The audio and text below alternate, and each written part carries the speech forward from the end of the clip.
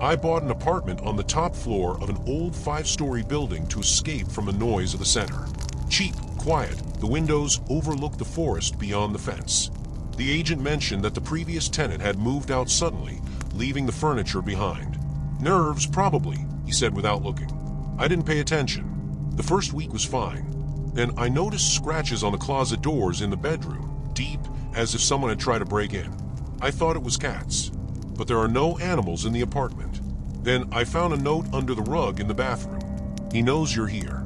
Don't turn on the lights at night. The paper is yellowed and the handwriting is shaky. I threw it away, writing it off as someone's joke. 2 days later, there was an envelope without an address in the mailbox. Inside is a photo of my kitchen, taken from the corner where the refrigerator stands. There was a shadow in the doorway in the picture. I double-checked all the locks. The sounds began, the creaking of floorboards in an empty room, whispers behind the wall, as I read a book. One night, the mirror in the hallway fogged up, even though the apartment was dry. I ran my hand over it, and there were bloody prints on the glass. The neighbor downstairs, an old man with a cane, said that the house was not well since the family disappeared on the 3rd floor. They were never found, he muttered, looking at the floor. Only the youngest son returned a month later, without eyes. He didn't open his mouth again, no matter how hard I tried to ask. I found archived articles. 3 years ago, for people disappeared, parents, a teenage daughter, and younger boy. The police checked the house, but there were no signs of forced entry. The last person the neighbors saw was my father, who was carrying garbage to the basement. Then silence. The boy was found by the road outside the city, emaciated, with gouged eye sockets. He raved about the darkness that whispers. He was sent to a mental hospital. Yesterday, I found a secret door in the closet behind a hanging jacket. It led into a narrow passage that smelled of rust and damp. The flashlight illuminated the steps down. The neighbors said that the house has 5 floors, but the stairs led deeper than I went down. The steps ended at an iron door with a lock that was rusted as if it hadn't been touched in decades. The key was lying on the floor next to it. He opened it, and a wave of smell hit his face. Blood, urine, something sour. The flashlight was shaking in his hand. The room was 10 meters by 10 meters. The walls were covered with scratches and streaks. Bones were piled up in the corner, human bones, judging by the size of the pelvic bones. Nearby were children's toys covered with black mold. There is an inscription in blood on the wall. He comes when the lights are turned off. Suddenly, the light went out. The sound of footsteps behind him. I tried to pull up, but the door slammed shut. The flashlight blinked and went out. In the pitch darkness, someone's breathing was heard loud, hoarse, very close. Then, children's laughter. Unnaturally high, as if from a speaker. I felt for my lighter in my pocket. A tiny light illuminated his face. It was inches away from me, pale, with empty eye sockets and a doll-like smile. A hand grabbed my throat. Cold, dead skin. I woke up in my bed. There's a note on the table. You're next. I found a child's drawing under the bed. A house. My apartment is circled in red, and inside there is a man with crosses instead of eyes. On the back, he sees you. I packed my things to move out, but the door wouldn't open. Calls to the police were interrupted by beeps. There was a knock on the window. A boy with empty eye sockets was standing on the stairs, pointing to the basement. His fingers were gnawed to the bone. I went down to the basement. There are dozens of photographs of the building's residents on the walls. They all have crosses on their chests and dates of death. Mine was the last one. In the center is an altar made of bones and hair. Below, it is the diary of the missing father. He promised to save us from debt. He gave me the keys to the basement. He said there was a way out, but they were there. Now we have to make sacrifices to him. First the cats, then the neighbors. Now my son. I'm sorry, Maria. I'm sorry, Tommy. Floorboards creaked from above. Footsteps. Slow, heavy. They were getting closer. I was standing in the basement. The diary was shaking in my hand. The pages smelled of mildew and sweat. The last entry read, "He's here. He's always been here. Not a human being. The thing that built this house. Something that eats us from the inside out." The footsteps upstairs became more frequent, as if someone was running in circles around the apartment. I grabbed a rusty wrench from the shelf, the only thing that looked like a weapon. When I returned to the hallway, I noticed that the door to my apartment was ajar. Everything inside had been turned over, the mattress had been cut open, and the walls were covered with the same childish drawings. There's a smiling skull magnet on the fridge, which I've never bought. Below, it is a photo of me sleeping on the couch, with the date of yesterday. Someone has been watching me for longer than I thought. Going out to the stairwell, I heard a rustle from the apartment opposite. The door creaked slightly. I knocked. Silence. Then there was a scraping sound, as if furniture was being moved across the floor. The door swung open. An elderly woman in a bathrobe was standing inside, her face covered in bruises. "Did he find you too?" she croaked. Her hand was clutching a kitchen knife. "Who is it?" I asked. She didn't answer, just nodded at the door at the end of the hallway. "That's his room, but the caretaker has the key." The caretaker lived in the basement, in a separate section, with an iron door. The call wasn't working. I knocked, and there was silence. Then there was a knock in response, 3 blows, a pause, 2. Just like in that children's book. The door opened a crack. The inside smelled of medicines and damp. There are dozens of portraits of residents on the walls, all with their faces crossed out. There was a mannequin in the middle of the room wearing my jacket and my hairstyle. There's a pool of fresh blood under it. "You don't understand," a voice said from behind him. The caretaker, a thin man with a scarred face, was holding a syringe. "You heard that, right?" Creaks whispers. "This is the house talking. And he's listening." He nodded at the mannequin. "You're next, but I can help. In return, your story. He loves stories." I rushed to the exit, but the door slammed shut. The caretaker laughed, a sound like the rasp of a knife on glass. "Do you think this is a house?" "No, it's a trap. He built them everywhere. Basements, attics, floors that are not on the plans. And you're the perfect victim. You came here yourself, didn't you?" They were looking for silence. Suddenly, the light went out. A slurping sound came from the darkness, as if something was chewing flesh. Then a voice similar to mine, "Help me out." I froze. It wasn't my voice. He sounded dead that I didn't move. A voice similar to mine, but devoid of life, sounded from the corner of the room. The caretaker approached slowly, the syringe glinting in the dim light of the emergency lamp. "Can you hear him?" "Stop it," he hissed. "He always speaks in the voices of those he has lost. It's your turn to become his story." Suddenly, screams were heard in the hallway, a woman's voice, full of horror. The caretaker was distracted for a moment, and I rushed to the window. It opened into a narrow well between houses, but there was a grate at the basement level. Behind it was a tiny door, rusted, with a cobweb-covered lock. "You can't go in there," the caretaker croaked, as if reading my mind. "This is his entrance. He comes through her." Who is this?" He laughed. "The one who built this house. Architect. He's not dead. He's rooted to the walls. In the floor, in the ceilings, in the wires. He can sense when someone is afraid. And then he comes to feed them." The screams from above became louder. I grabbed a chair and smashed the window. The grate gave way with a creak. The door behind her led into a tunnel lined with bricks dripping with water. There are scratches on the walls, similar to the ones in my closet. There's a light at the end of the tunnel. I ran. The tunnel led to an underground garage, abandoned and littered with garbage. There was an old elevator in the middle of the room, and its door was open. Inside, there are buttons with floor numbers that are not in the house. 6, 7, 8, up to 13. There was a sign nearby, the Everest Project. Chief Engineer K. Rennett. "He is an architect," came the voice of an elderly woman from the apartment. She was standing in the doorway of the garage, still with the knife in her hand. "Rennett. He built this house as a trap. For those who hear, structures. Walls, floors, everything is alive. He wanted us to feed him. Fear. Pain. By death." "Where is he?" She nodded at the elevator. "There. In the foundation. But if you press 13... "What?" "He will rise. And then he'll see you." I entered the elevator. Button 13 was erased, as if it had been pressed frequently. He pressed it. The elevator jerked and went down. The walls trembled, and there was a screeching sound, as if the cabin was passing through flesh. The door opened into a huge hall with columns extending into the darkness. There are photographs on the walls, residents' faces, dead eyes, mouths distorted by screaming. In the middle of the hall is a glass tube filled with a black liquid. There was a figure floating in it.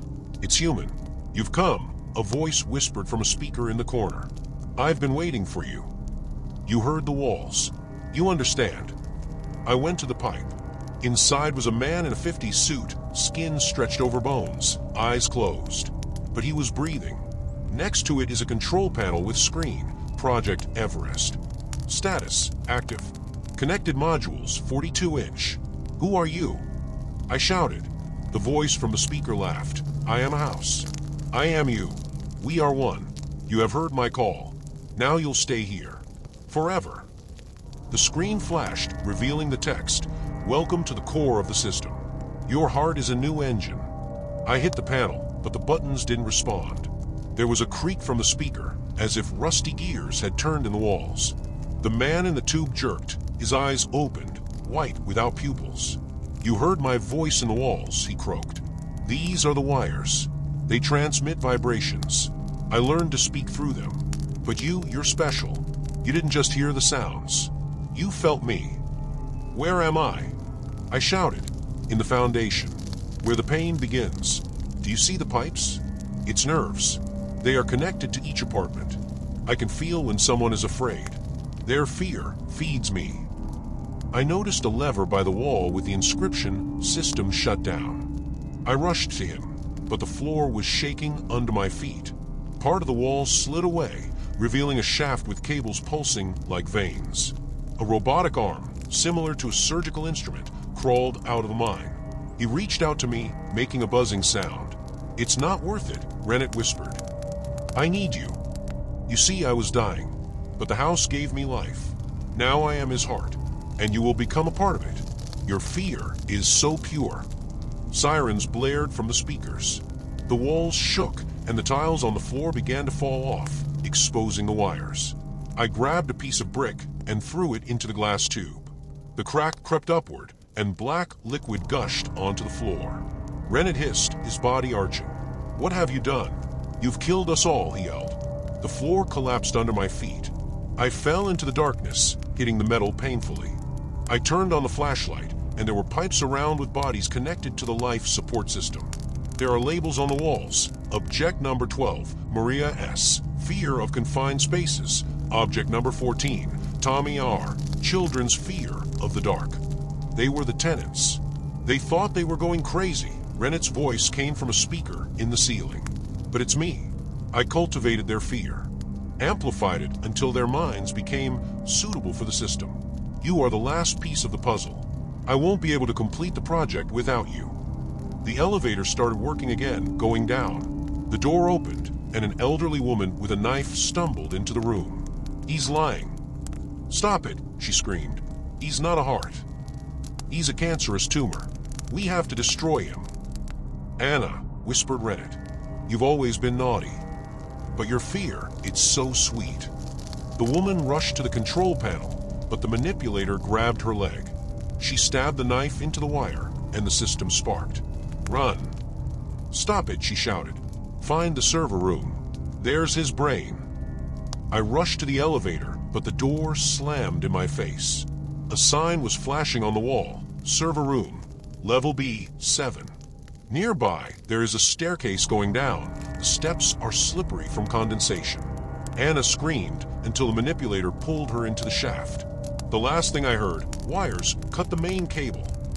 On B7, there was a corridor with doors marked with numbers. Behind one is the hum of servers. Inside, there are rows of racks with hard drives connected to thick black pipes extending into the floor. Data streams are displayed on the monitors. The fear level of object number 23, 94%, pulse, 140 beats/min. These were the current tenants. "You can't stop me," Rennet whispered. "They're all my family. Their fears feed me. You can feel it, right? Trembling in the hands. Cold sweat. You're already part of the system." There was a toolbox under the table. There was a bolt cutter lying there. I remembered Anna's words, "the main cable." He walked along the wall, thick, blue, labeled Project Everest Core. I clung to him, but a siren sounded. "You're wrong," Rennet croaked. "It's not a heart. This is the umbilical cord. The heart is at the top. In apartment 13-inch. The cable snapped, sparks flew to the sides. The system started smoking, but the screens continued to work. Connection error. Restart in 2 o'clock. I ran back, but the elevator wasn't working. I had to climb up the ventilation shaft. The air smelled of burnt plastic. There were pieces of wires in the cracks between the bars, pulsing like veins. I got out on the 13th floor. The door to the apartment was torn off its hinges. Inside there is a windowless room. The walls are soundproofed. There is a trapdoor in the middle of the ceiling, covered with a metal lid. On the floor there is a control panel with the inscription, System Core. Disconnection is a level a key card. The card was lying in a pool of blood under the table. He inserted it into the slot. The hatch opened, revealing a cocoon of wires and organic tissues. In the center is a heart beating to the beat of the monitors. But it wasn't a human heart. It looked like a hybrid of meat and metal, with embedded chips and tubes powered by a cable. "Do you see what I've created?" Rennet whispered. "Eternal life. Fear is the best fuel. And your fear, it's perfect." The cocoon began to unfold, revealing Rennet's face, disfigured and fused with wires. His eyes were replaced with cameras, and his lips were sewn onto a voice tube. "You will be a part of it too. We will live forever." I grabbed the bolt cutter. The bolt cutter bit into the main cable connecting the Rennet to the cocoon. The wires snapped with a screech like a human scream. The system roared, the walls shook, and the monitors exploded in a fountain of sparks. Rennet whispered, "You didn't understand anything. I'm not dying. I'm spreading myself." His face began to spread out, turning into a mass of wires and meat. The cocoon burst, releasing a black liquid that hissed, corroding the floor. I jumped back, but my shoe touched a puddle. The skin instantly turned red, and there was a burnt smell. "Look," Rennet whispered, his voice coming from everywhere now. "You thought it was just a house. It's an organism. And you're the perfect host." Hair-thin wires crawled out of the torn cocoon. They reached out to me, biting into my arms, legs, and neck. A burning sensation shot through his body, as if the blood had been replaced by acid.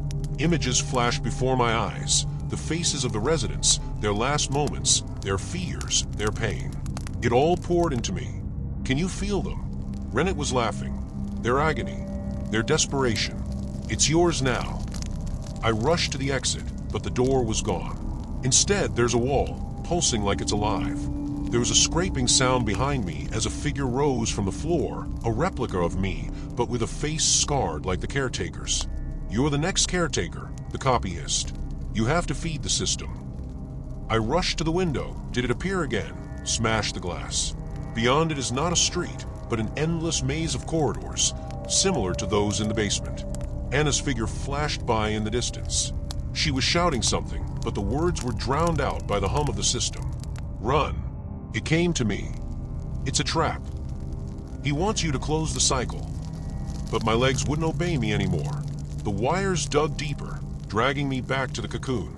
Rennet, now completely transformed into a hybrid of meat and metal, crawled out of the wreckage. His hand, a tentacle with needles at the end, reached for my chest. "You will become my new heart," he whispered. "Your fear, it's so pure. Like a boy without eyes. Like a mother who lost her child. Like all of us." I suddenly remembered the note under the rug. "Don't turn on the lights at night." I tore the flashlight from my belt and aimed the beam at the center of the cocoon. The system froze for a moment. Then there was an explosion. Cables snapped, walls cracked, and the ceiling collapsed. Rennet's last whisper rang out in the darkness. "You're not leaving. You're part of the system. You are me." I fell out, right into my apartment. Morning. The sun was shining through the window.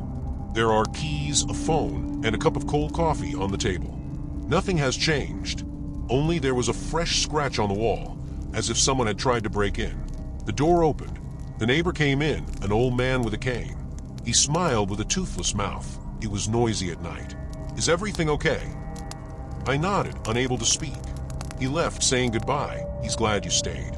The bathroom mirror is fogged up. I ran my hand over it, and there was a bloody print on the glass. My own.